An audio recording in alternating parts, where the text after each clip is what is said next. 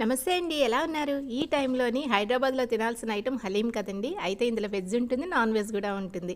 So, non veg ఒకటే దొరుకుతుందని అనుకోవడానికి లేదండి. వెజిటబుల్‌తోని కూడా చాలా చాలా బావుంటుంది. అయితే ఇందులోని కొంతమంది బాగా మెత్తగా అయిపోతే తినడానికి ఇష్టపడరండి. వాళ్ళ కోసం అని చెప్పేసి నేనైతే ఈ విధంగా ట్రై చేశాను. ఎందుకంటే మా ఇంట్లో వాళ్ళకి మెత్తగా అయిపోయిందంటే అస్సలు ఇష్టం ఉండదండి. మరి ఈ వెజ్ హలీం సింపుల్‌గా కుక్కర్‌లో ఎలా చేసేయాలో చూసేద్దామా అండి? వచ్చేసేయండి. వీడియో నచ్చినట్టయితే లైక్ చేయడం మాత్రం మర్చిపోకండి. చాలా హెల్తీగా ఉండే వెజ్ హలీం. దానికి ఇంగ్రీడియంట్స్ అన్నీ నేను ముందే చూపించేస్తున్నానండి. ఎందుకంటే కొంచెం మొత్తంలోనైనా ఇంగ్రీడియంట్స్ అనేవి చాలా ఎక్కువగా ఉండాలండి. అందుకని చెప్పేసి నేను ముందే చూపించేస్తున్నాను. అన్నీ కూడా నేను సెపరేట్‌గా తీసేసుకున్నాను అన్నట్టు. దీనికోసం పెసరపప్పు 1 స్పూను, కందిపప్పు 1 స్పూను, శనగపప్పు 1 స్పూను, మసూర్ దాల్ లేదంటే ఎర్ర కందిపప్పు అంటారు కదండి, అదొక స్పూను. నాకైతే మొత్తంది ఉంది, అందుకని చెప్పి అదే తీసుకున్నాను. నువ్వులు అనేవి ఆప్షనల్ అండి, నచ్చితే వేసుకోవచ్చు లేదంటే అవాయిడ్ చేయొచ్చు. తర్వాత గరం మసాలా కోసం ఒక 5 నుంచి 6 లవంగాలు అయితే తీసుకున్నానండి. అంటే కొంచెం ఘాటుగా ఉండాలి. మిరియాలు ఒక 6, షాజీరా ఒక పావు మీద కొంచెం ఎక్కువ, జీలకర్ర ఒక పావు మీద కొంచెం ఎక్కువ, బిర్యానీ ఆకు, యాలకులు ఒక 4, దాల్చిన చెక్క చిన్న ముక్క అండి. ఇవి మనకి మసాలా కోసం తీసుకునేవి. మెయిన్ ఇంగ్రీడియంట్స్ మనకి గోధుమ నూక ఉంటుంది కదండి, పెద్దగా ఉన్నది అది.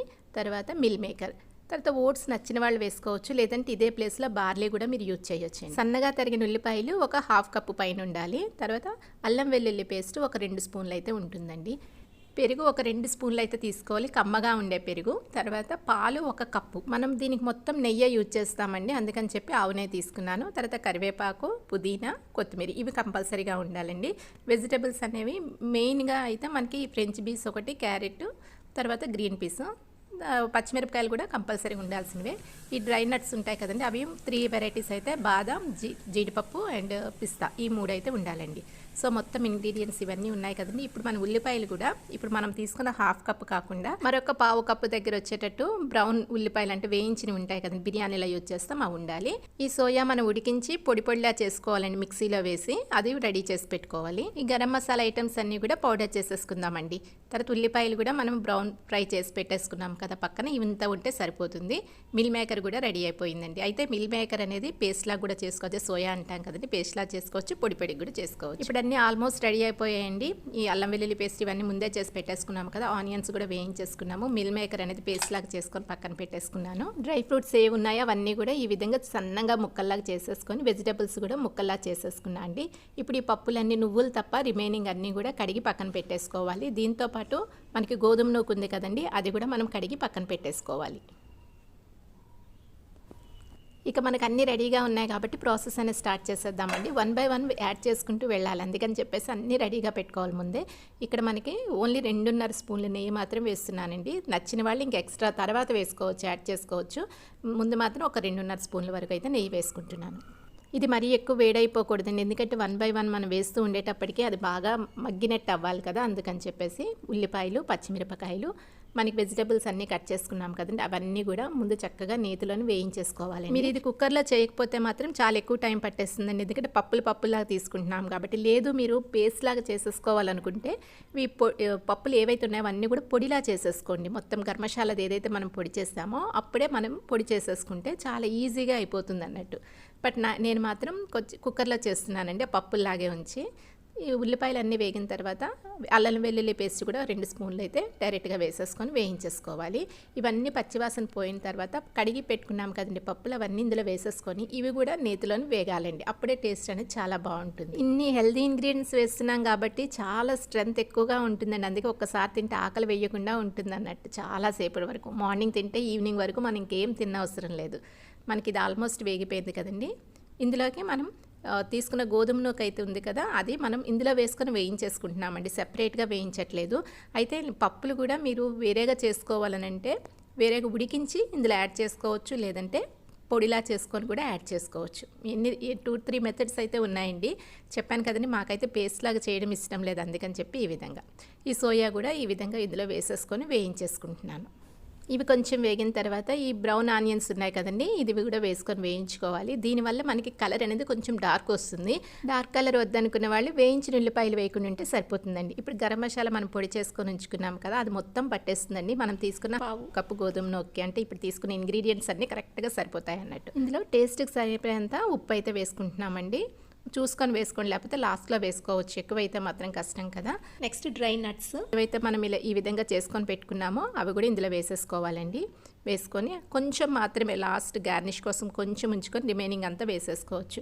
ఇందులోకే మిగిలిన ఆకులు, కరివేపాకు, పుదీనా కొత్తిమీర కూడా మనకి ఈవెన్గా తీసుకోవాలంటే ఇదొక కప్పు తీసుకుంటే అదొక కప్పు తీసుకోవాలి, అలా తీసుకోవాలండి. అప్పుడే దానికి టేస్ట్ అనేది, వాసన కూడా చాలా బాగా వస్తుంది.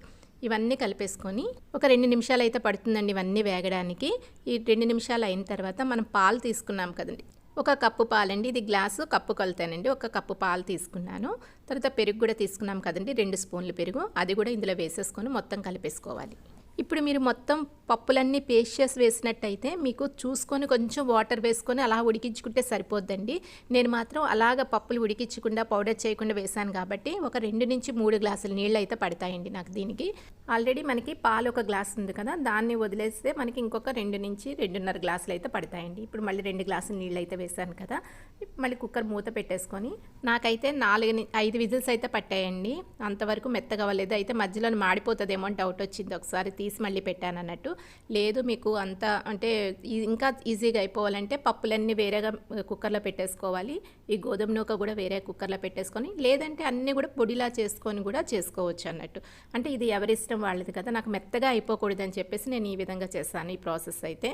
మీరు ఏ ప్రాసెస్లో చేసినా కానీ ఇది మాత్రం ఈ విధంగానే చేయాలండి. మొత్తం మెత్తగా అయిపోలేదు, పప్పు గుత్తి ఉంటుంది కదా దాంతో కూడా చేసుకోవాలన్నట్టు. నా దగ్గర పప్పు గుత్తి లేదండి, అందుకని చెప్పేసి ఈ విధంగా స్పూన్తోనే చేస్తున్నాను. కానీ ఇది మనము అలా నెమ్మదిగా మనకి ఉడికిస్తూ ఉంటేనే దాని టేస్ట్ అనేది వస్తుందండి. అయితే మనకి అడుగంటేస్తూ ఉంటుంది అనిపించినప్పుడు కొంచెం వాటర్ కానీ లేదంటే నెయ్యి వేసుకుంటే చాలా బాగుంటుందండి. మీరు హలీం చేసినప్పుడు కూడా చూడండి, ప్రాసెస్ చాలా టైం పడుతుంది.